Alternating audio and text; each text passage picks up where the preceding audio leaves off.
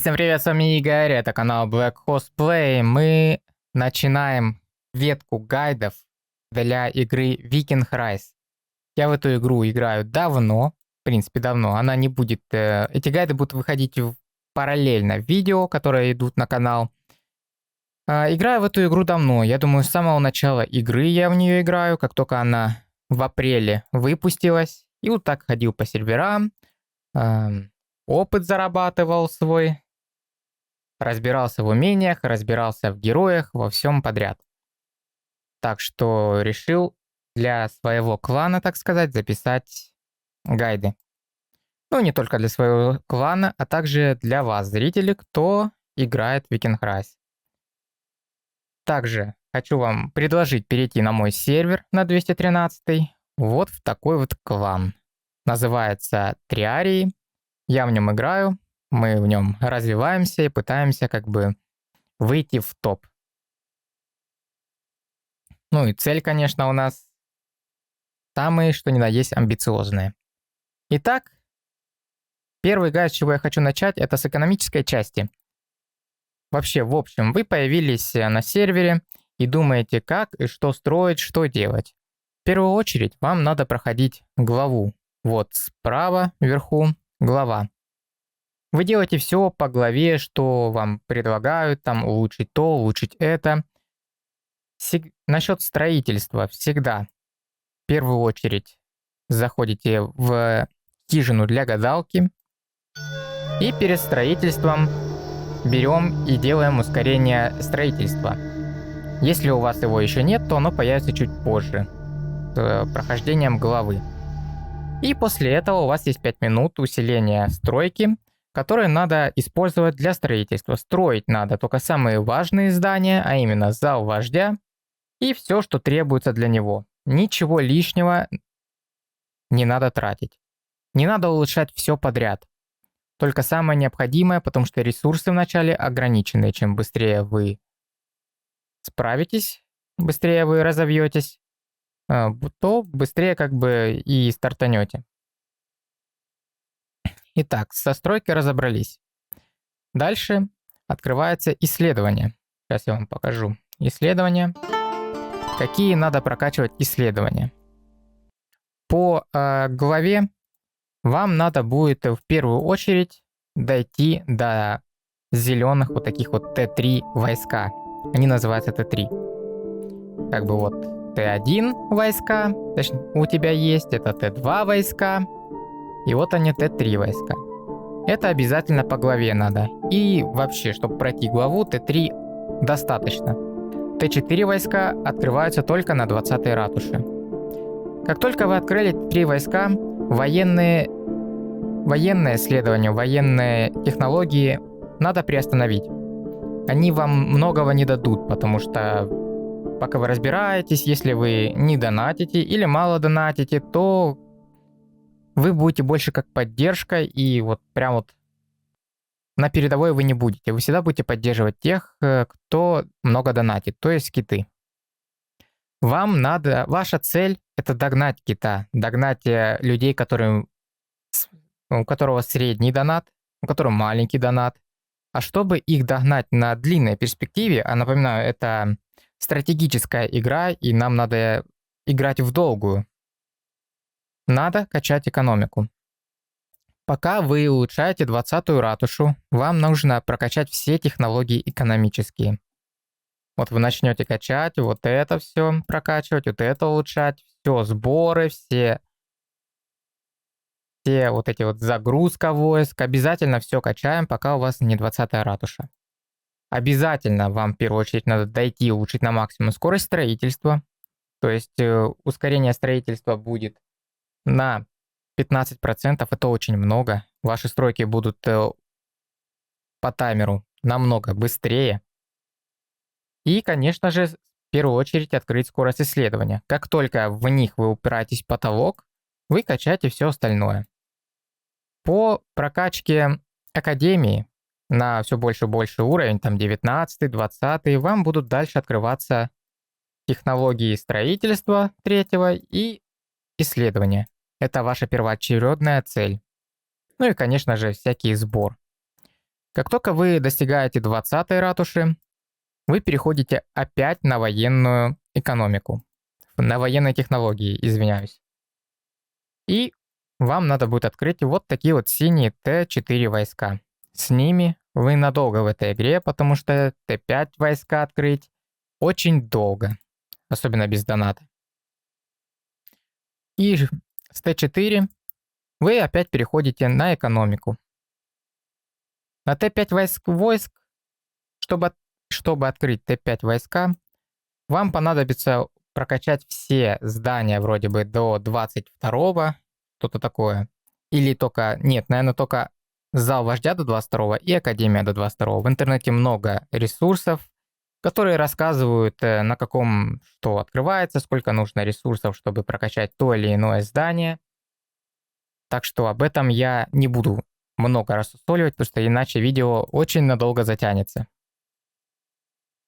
Ну, с технологиями вроде бы тоже разобрались.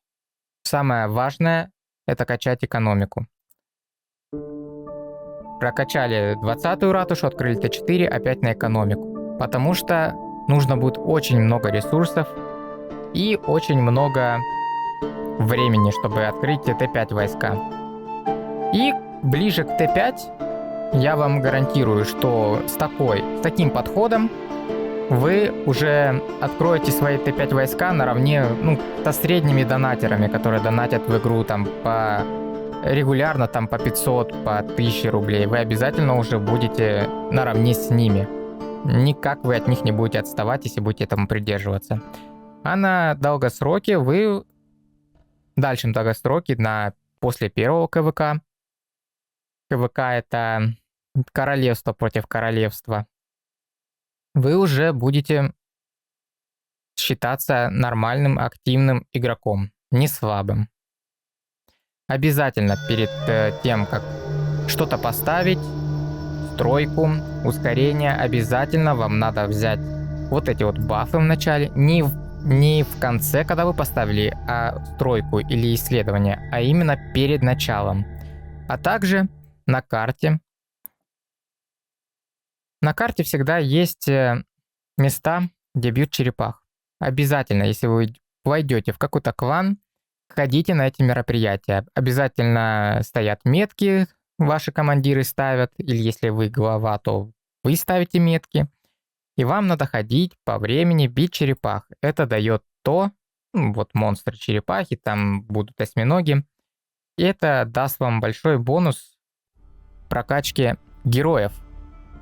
Чем выше уровень, тем больше вместимость войск. И тем сильнее ваш отряд.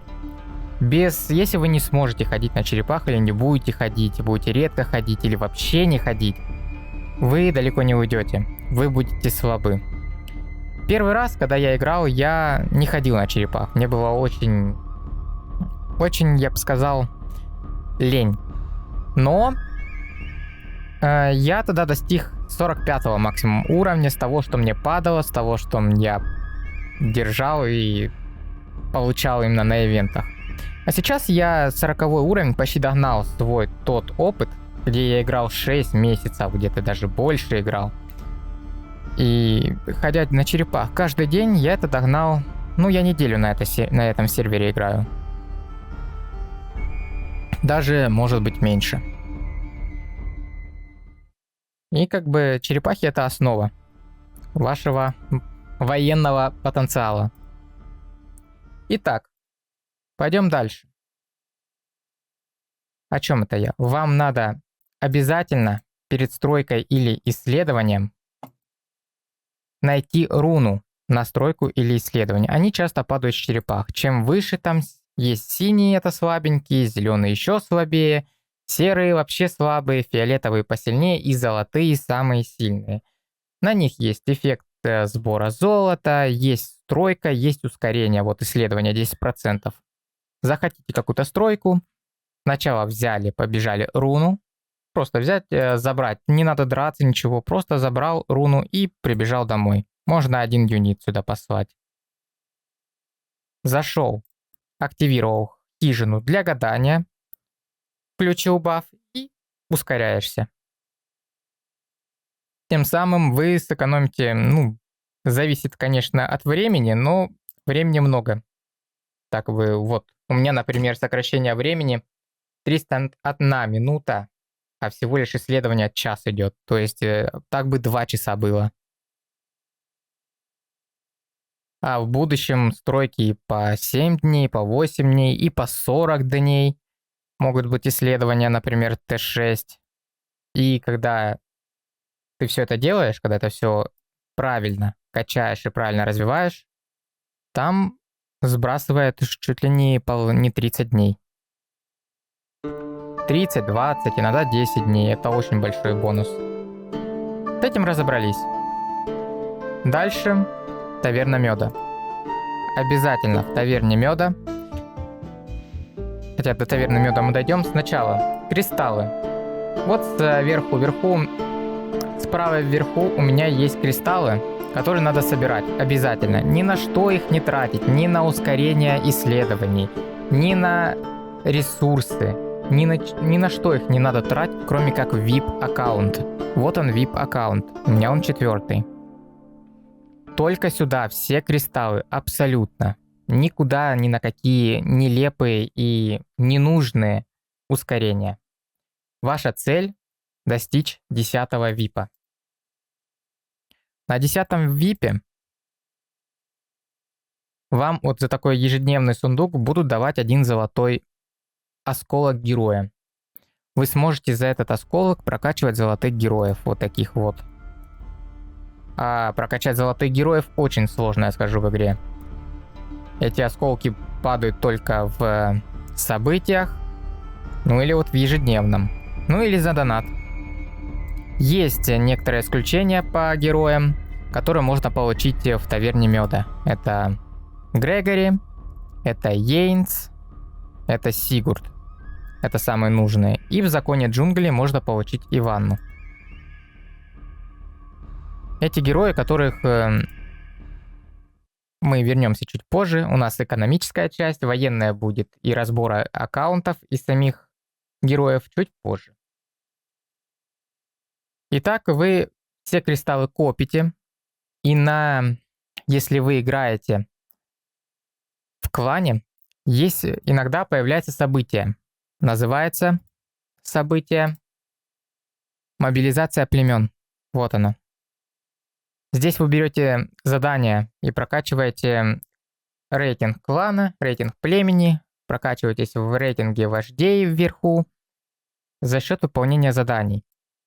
Бывают, появляются задания, что вам надо пополнить определенное количество кристаллов. Это для донатеров. Дают очень много очков, не 160, а там по 4000, что очень-очень много.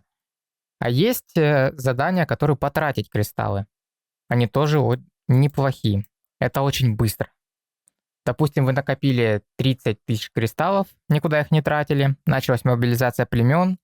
Просто ждете, когда вам выпадет именно задание на кристаллы. Потратить 15 тысяч кристаллов, 20, 7500 и так далее. Дают очков много, а вам лишь просто не напрягаясь, надо взять и потратить эти кристаллы в VIP. VIP аккаунт. Вот и все. Дальше в таверне меда. Когда открывается VIP аккаунт, у торговца у этого появляются новые товары. Вот видите. Там открывается с 5 уровня процветания, то есть VIP, 6 и так далее. Ваша задача каждую неделю это все обновляется, каждый понедельник или воскресенье. Ваша задача за ресурсы, не за кристаллы, а именно ресурсы. Вот дерево, вот тут еда была. Купить абсолютно все. Энергию, ускорение. Обязательно, если у вас еще не прокачаны синие герои по звездам, то осколки редких героев, хотел сказать, животных. Обязательно сущность монстра, военный горн и все, что дальше будет открываться именно за ресурсы. Это очень большой буст в развитии. Особенно вам скажется это, если вы будете каждый день с самого начала игры покупать военные горны, вот эти вот материалы. За них вы можете улучшать боевой зал. За них вы улучшаете базовой. Вот видите, там 3 их. И каждое отдельное здание просит какие-то свои материалы. Если у вас этих материалов не будет, вы не сможете их прокачать. Падают они также с лидеров, из монстров каких-то. Ну, они везде падают, но в маленьких количествах. Ближе к середине игры, ближе, когда вам откроется уже VIP 5, и вам надо будет перейти на VIP 6, а это все здания надо прокачать на максимум. Вы остановитесь. Именно потому, что у вас нету военных горнов и вот этих всех инструментов. Поэтому обязательно скупайте полностью все в таверне меда. Все, что за ресурсы. Следующая вкладка «Иностранный торговец». Он открывается только тогда, когда ваши рабочие, которых вы нанимаете, будет максимальное количество. Ну, то есть их будет 52. Нанимаются рабочие в таверне рабочих. Вот здесь. Вначале, чтобы открыть этих 52 рабочих, можно нанимать зеленых, можно нанимать серых. Поменьше, чтобы не тратить вот эти вот золотые монетки. В основном отсюда надо, если вам надо пройти главу, а там будет глава, что вам надо будет фиолетовых собрать, то есть эпических рабочих, там 10 штук или 20 штук, вы скупаете отсюда фиолетовых в определенном количестве. В другом, потом, после вы скупаете только золотых. Вы обновляете, не за кристаллы, есть бесплатные попытки каждый день. Вы обновляете, и если вам попадается, вы покупаете легендарных. Они самые лучшие рабочие, дают самый больший буст в развитии. Я к рабочим чуть вернусь позже, а пока дальше продолжаем за таверну меда. Как только таверна меда откроется иностранный торговец, вы сможете за эти монетки, которые надо копить. Они падают тоже с многих мероприятий, с многих событий и там много где падают. Особенно они падают, если вы будете проходить в лагере рабочих заказы. Это основной доход этих монеток. Вам надо обязательно выполнять каждый день заказы. Не забывать, не лениться, именно постоянно искать, копать их. Вот у меня, например, нету. Если что делать, если нету этих рабочих? Просто берете вперед, нажимаете. И в этой вкладочке разведка вы их копаете. Тут показано какие что. Просто берете и отправляете. Выбираете, где вам более лучше, где-то будет больше кристаллов, больше этих материалов, но и больше время. Где-то наоборот меньше время и кристаллов чуть меньше в начале, чуть больше в начале, но чуть меньше в конце. Потому что выпадают иногда минимум. Это ваш вариант, ваше решение, как это все делать. Ну, какую выбирать. Ну, я думаю, сейчас будет лучше выбрать самый первый вариант. Все, ждете. Через час или два, как там будет, заходите и ставите опять. Так вы будете зарабатывать эти монетки. В иностранном торговце как раз таки можно взять каждую неделю по 10 штук, иногда они падают 20 штук, осколки Грегори, то есть это золотой герой. Вот вы сможете прокачать в будущем золотого героя на максимум, бесплатного. Хотя другие все за донат. Золотые герои намного лучше, чем фиолетовые. Но фиолетовые прокачанные на максимум лучше, чем вот такие вот золотые одной звезды, 2 звезд и даже 3 звезд. Поэтому, если вы хотите прокачивать сразу золотых героев, то учтите, что вам надо выбирать или тех, которые вы сможете в будущем прокачать, или купить. Иначе с однозвездочным вы много и не навоюете. Вас будут убивать даже фиолетовых, которые будут прокачивать на максимум. Итак, с иностранного торговца обязательно падают Грегори, Йейнс, Сигурд. Ну и вроде бы все. Ну, вы сами будете обновлять, будут вам попадаться. В первую очередь вы можете скупать золотых осколков, золотых героев. Чем раньше вы это начнете, тем, конечно, лучше, тем быстрее ваш золотой герой как бы прокачается, тем сильнее вы станете. Но в начальных порах, когда вы только развиваетесь, будет выгоднее и будет намного лучше, если вы будете прокачивать фиолетовых на максимум. Чем быстрее вы прокачаете фиолетовых на максимум, тем сильнее вы будете. Вначале, как вы знаете, многие ходят золотыми героями, которые не прокачаны практически абсолютно.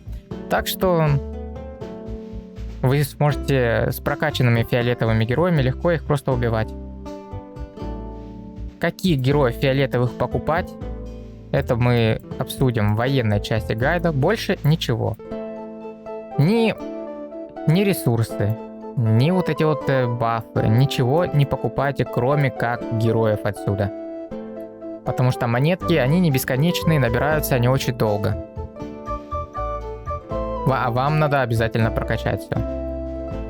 Здесь я не скупаю ничего, потому что это все за кристаллы. Пока это не нужно. Итак, вернусь к рабочим. Рабочие нужны вот в очередях строительства в разные здания, которые вы прокачиваете. Они становятся, когда вы там назначите всех. Вот видите, раз и назначился кто-то лучше. Вам надо обязательно золотых.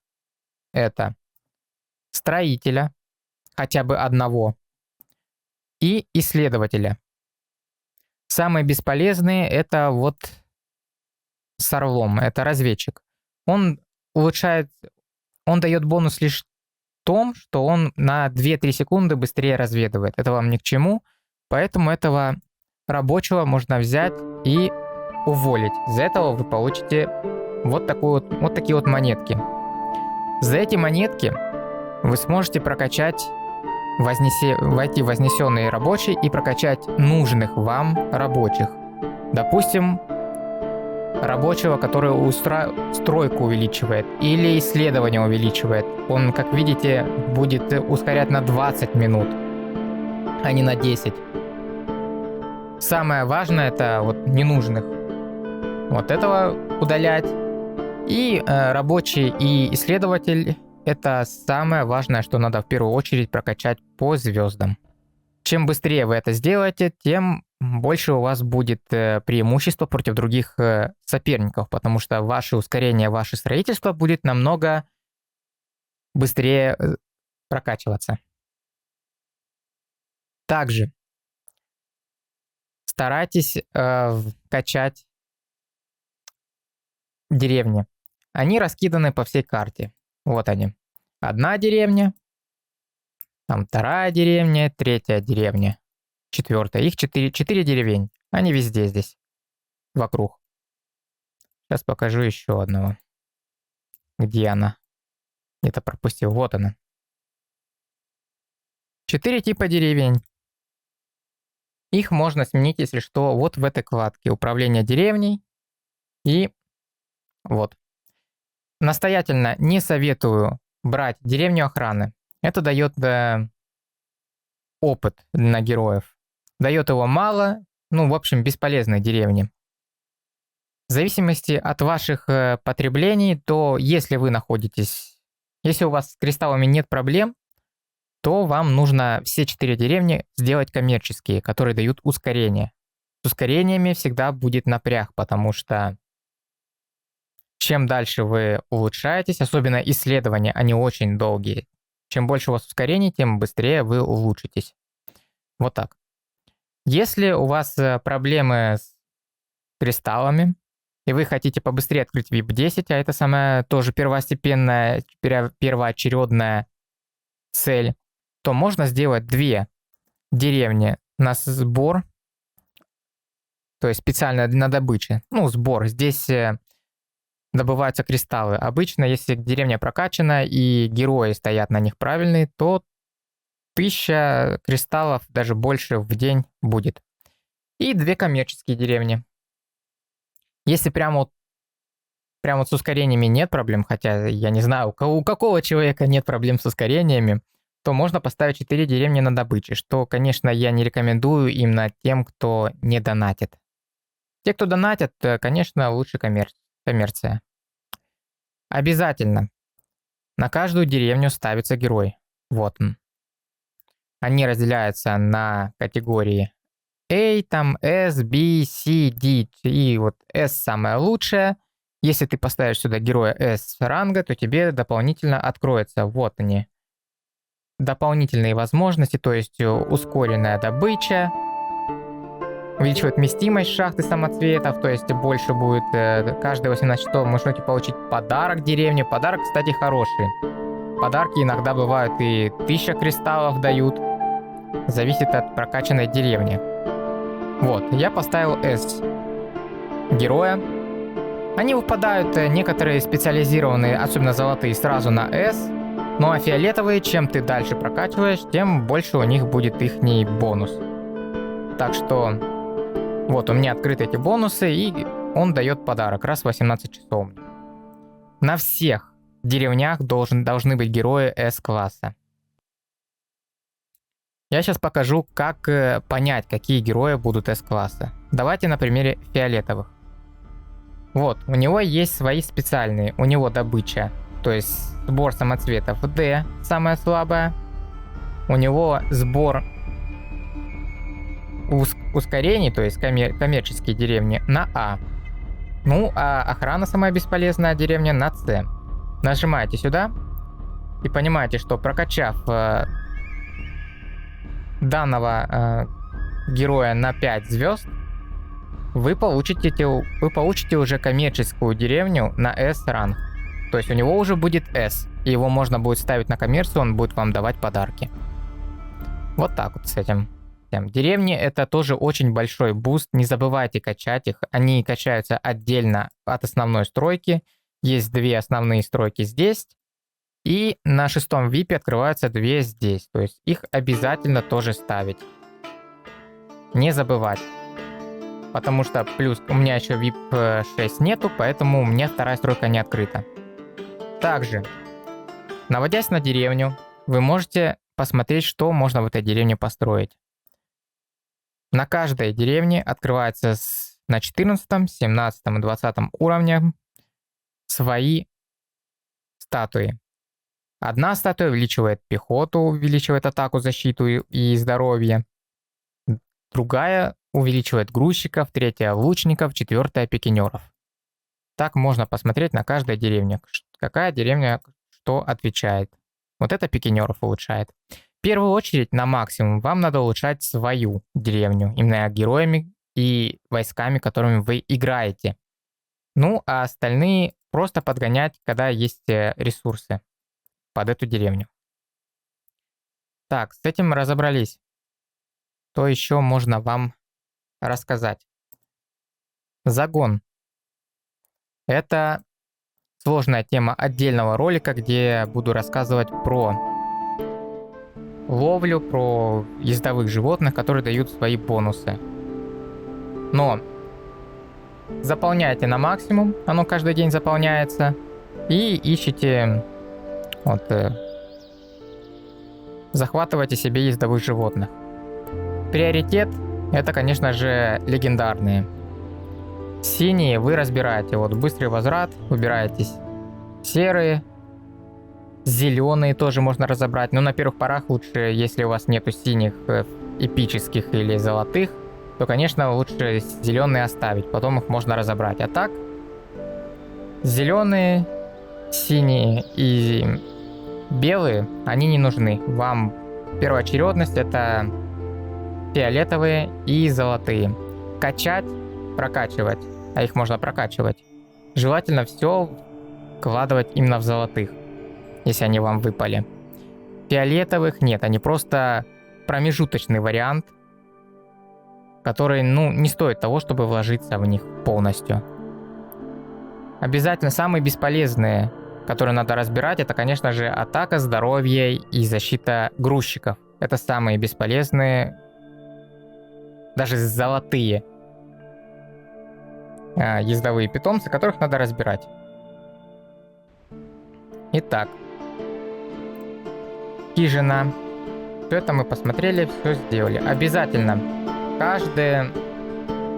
каждую секунду вы должны обязательно, у вас всегда должны строиться здания, у вас обязательно должны исследоваться исследования, и обязательно всегда не должны простаивать деревни.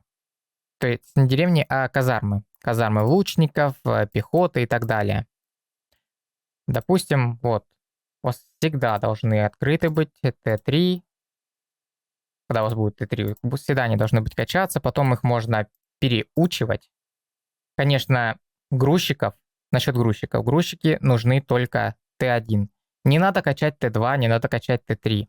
Может кто-то сказать, что да, там больше будет вместимость, но она, так сказать, не окупит себя, если ваших грузчиков, которые будут копать плитки, уничтожат, нападут на них. Вы потратите очень много ресурсов, чтобы восстановить этих грузчиков.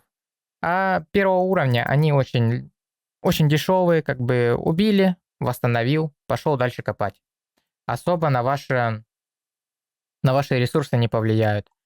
И всегда, если вы выполнили все, то есть обязательно вам надо вот эту энергию в день использовать, абсолютно всю и дополнительно бесплатную еще. Никогда не оставлять ее полной. И потом ваши войска всегда должны собирать. Насчет стройки, насчет сбора ресурсов, за них отвечают вот такие вот герои. Это грузчики, сборщики. По ним тоже отдельно я все расскажу в других видео, как собирать. Но здесь всегда должны быть сбор. А всякие ресурсы, которые у вас в сумке, вот они у вас копятся, ни при каких условиях вы не должны тратить их. Вы должны использовать только накопленные ресурсы, которые вы копали. На стройку, на исследование и так далее. Также ни при каких условиях не ускорять стройку и исследование, копить ускорение до определенного момента. Я сейчас расскажу какого. Допустим, вы пришли в игру, вы там, первое, конечно, будет там ивент, там 7 дней их выполняешь, там 5, это все на максимум надо выполнить, все это надо тратить, да. Потом в средней игре уже, когда вы как бы в более поздней стадии игры, вам надо копить все ресурсы, которые попадают именно вам сюда, в сумку, и все ускорения.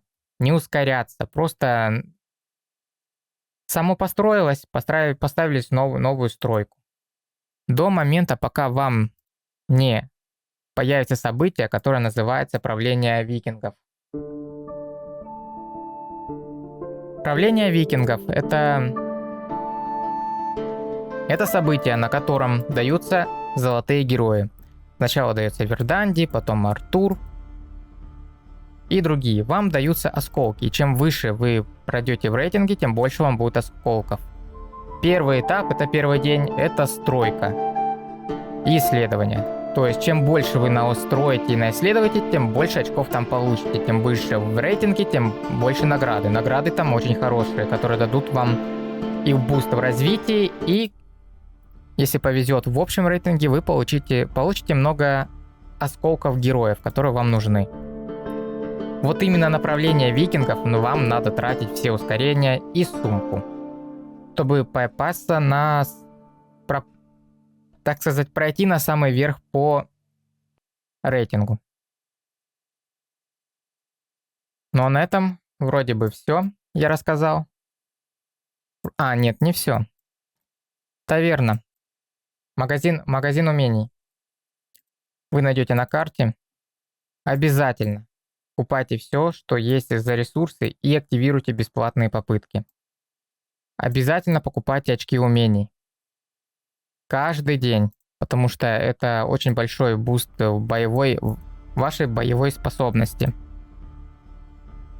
Вы можете за эти умения улучшать, за вот эти очки улучшать умения героя.